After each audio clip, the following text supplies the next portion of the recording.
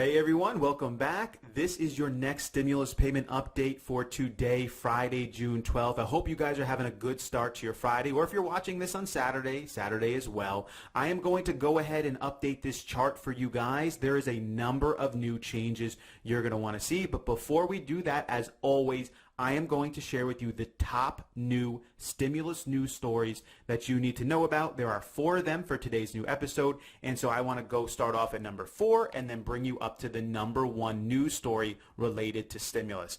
So the number 4 major stimulus news story is that the stock market has just taken a huge dive. This, of course, happened yesterday on Thursday. Today's Friday. It does seem like the stock market is making some of the gains back. Here's a headline: stocks rise, recovering some losses after the market rout. That was from this morning. However, as I began to record this video for you guys, the stock market began to plunge back down.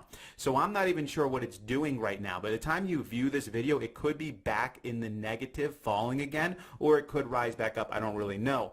This is the chart, though. You can see the massive loss yesterday on Thursday from the stock market. So why is this a big deal, and why is it a big deal when it comes to stimulus? I mean, isn't the stock market not really an indicator of the economic condition of America? Well, generally it's going to go up, and it indicates some sort of economics, but not the health of the entire economy for sure.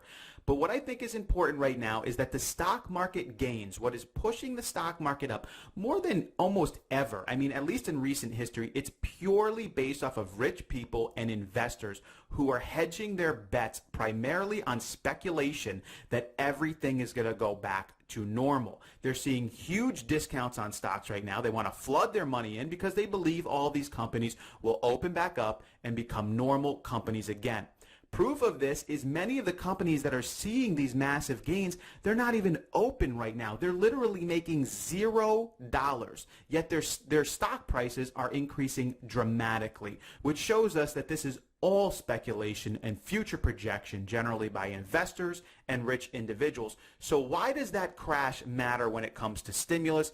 It matters because it shows us that our economy still needs help. And although there's a lot of speculation for the future, many people really aren't sure. So why did this massive one-day collapse occur? Well, it relates to news story number 3 and news story number 2. So let's go ahead and get on to it. The major stimulus news story number 3 for you guys is that coronavirus cases are on the rise. I have a little question mark there, though. And the media, and this is the big part, the media is hyping the spikes in coronavirus. I said that they were going to do this. Matter of fact, I told you they were going to do this about a month ago, primarily because they have their own point of view or their own bias or their own agenda that they want to push right now.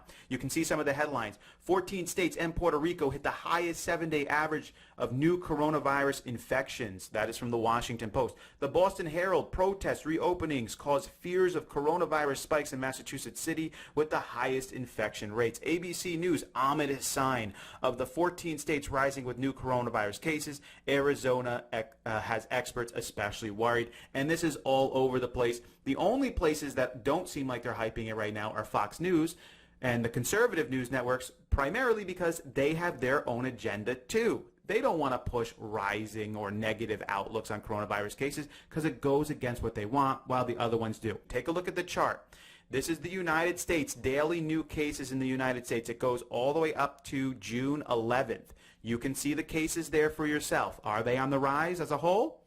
Maybe, maybe not. What's the reality? The reality is coronavirus cases are falling in many places in the United States. Even with the reopenings and the protests, they're falling. But coronavirus cases are rising in many places as well, with the reopening and the protests. It's just a reality. But when you look at the chart on a whole, it's generally still going down. However, when you look at this chart over here, the active cases, you can see that there's an inflection point going back up right now, which may continue to rise, especially because of the reopenings and because of the protests. So why does this all matter? Well, if the media is going to push it, that means people are going to see it, leaders are going to see it, and that's going to affect stimulus, because a major part of the stimulus to the American people is the fact that we need to be careful in getting everything reopened so quickly. And if you don't want to reopen everything so quickly, you need to give people more funds so that they can stay more quarantined instead of having to go out there and rush back to their job. And that brings us to major stimulus news story number 2, which is related around Jerome Powell, who is the chair of the Federal Reserve. I didn't really give this a full title because there's so much related around him right now. A lot of people aren't happy with him, especially conservatives. President Trump came out with his little tweet against him because a lot of people feel that Jerome Powell is also responsible for the plunge in the stock market. He had his press update the other day where he gave some information out for about an hour, and you can see the headlines here. White House stocks are plunging because Jerome Powell doesn't smile. And that's from the Intelligencer Economics. Jerome Powell sees a long road ahead for the job market. Matter of fact, he was saying that millions of jobs may never come back. A lot of people didn't like that. That's why stocks went down. The Trump advisor, Jerome Powell, should provide the data, then keep his mouth shut.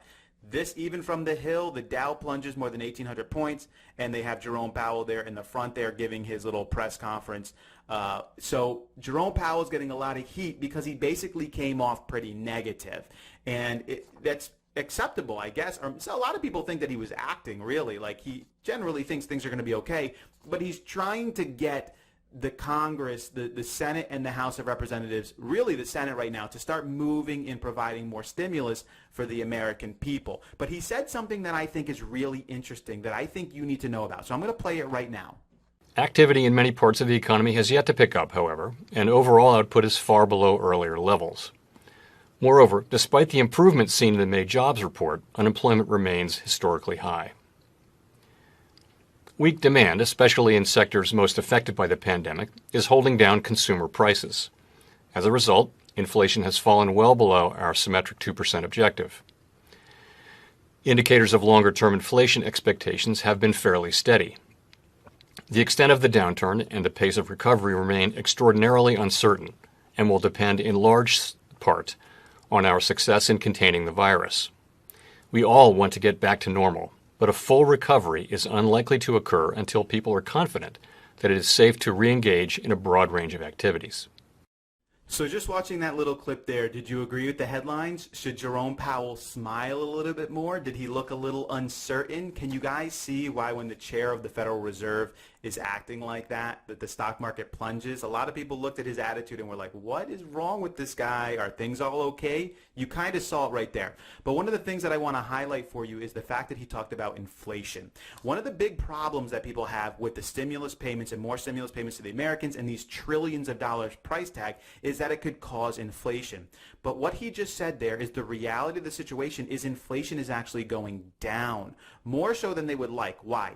Because tens of trillions of dollars has been taken out of the U.S. economy, and I think he's basically trying to say, listen, we can actually afford a little bit more inflation right now. We have a 2% yearly inflation target, and right now we're well below that. They're looking at future projections, but I almost think he's nudging the Congress, the Senate, to like, hey, you can provide more stimulus to the people because inflation is low right now. You don't have to worry about that. And I think that's an important point right there, and I hope many in the Senate get it and they see it and they understand that it's okay to provide more stimulus to the American people, which brings us to news story number 1. The important dates you need to put on your calendar right now. There are 3 of them. So go ahead. Here's the July calendar. The first one you need to put on your calendar is the 3rd of July on Friday. That is when the new labor numbers are going to come out from the Federal Bureau of Labor Statistics, and those numbers are going to be huge. We heard the Senate leaders saying they're watching and waiting for those numbers to make their decisions. If you don't subscribe to the channel, go ahead and subscribe. If you don't want to wait for that day and look at the jobs report, I will be reporting on that on Friday the 3rd, and I will let you know exactly what it means for more stimulus payments for you. The next important dates is a whole slew of them, really from the 20th to the 30th, because this is when the Senate is going to finally get back onto debating and voting on the next Phase 4 stimulus package. It is those dates when it's going to happen. I don't exactly know how this is going to go down, but I also circled the 31st, which is the 3rd important day you need to know about, because that is when the $600 boost to the unemployment ends, and they need to do something before the 31st. Now, unless they piecemeal that, unless they throw that out like they did with the small businesses, how they kind of piecemealed one little thing, they may do that for unemployment. But if they don't, they need to get a bill signed or a bill voted on by the 31st. If they don't, the unemployment boost is going to end, and on the 1st of August, there's going to be no boost to unemployment. It is going to be a massive problem. So they have to do something by the 31st, which makes me think that the Senate is going to debate from the 20th to the 23rd. They're going to vote on the 24th because they don't need more than 4 days, because from the 3rd all the way to the 20th is plenty of time to look at the jobs report. It's plenty of time to look at what's going on in the economy. They just need to get together for a few days and hash out what bill they're going to put forward, vote on it on the 24th, send it back to the House. The House should get it from the 27th to the 30th. If they're generally okay with everything, and hopefully they will be, they can vote and pass it on the 30th, and the president can sign it on the 31st, which would provide more boost to unemployment and help to the American people. And with all those news stories updated for you guys, we can now update the chart. So the payout timeline, I'm going to just throw it up there for you. Nothing has changed with the payout timeline. We sort of had this on the spot now for a week or two. I'm going to keep everything generally the same. The number 5 contender right now for the next stimulus payment is the recurring stimulus, $1,000 to $2,000 month-to-month payments. I'm going to keep that at 0.2%. Not very likely it's going to happen. The number 4 contender, no stimulus. The idea that they're not going to provide any more stimulus to the American people, I am lowering that to 1%. It is very unlikely that they're not going to provide more stimulus. They will do that. It's just, how are they going to do it? The number 3 contender, the back to work stimulus, where they're going to give you $200 to $600 to go back to work, I am now lowering that to 5%. We have been telling you that is far too complicated. It cannot work. It's logistically nearly impossible for the government to do this in an effective way, and it doesn't help out the people who need the most help, because if you're going back to work, you're pretty much in good shape. So number 3 contender is falling to 5%. That leaves us with the number 2 and the number 1 contenders for the next stimulus payout to you, the American people. The number 2 contender right now is the one-time direct payment of $1,200 stimulus. I am upping that to 51%. I had it at 50. I am putting it at 51 now. I'm doing that just to sort of show you where I am edging. I'm edging towards it's more likely to happen than less likely. And I just wanted to give that little nudge in there just to let you know where my thoughts are. But the number 1 contender still remains this quote-unquote targeted stimulus payment in varying amounts. And again, the targeted stimulus payments are when they take out different sectors of society or different people or different things that you do, and they throw money at you for that. So if you're in a certain job, you get heroes or hazard pay. If you're unemployed, you're going to get a boost to your unemployment. If you are a worker, you may get a payroll tax cut. If you're none of those people but you decide to go out to eat, you could get a tax credit for going out to eat. You would have to save your receipts and you use that on your next tax year. Obviously, a lot of people have made some good points. What if I don't do taxes? That is a good point. You're not going to be able to get a tax credit if you don't do taxes. And so I think they're going to do these targeted stimulus to certain areas of society. I have that at a 95% chance of happening, but the one-time direct payment is nudging upwards right now. If you want to continue to be kept up to date on the new stimulus news stories and check out how this chart changes over time, subscribe to the channel. I would love to have you come along with us. As always, I will catch you next time.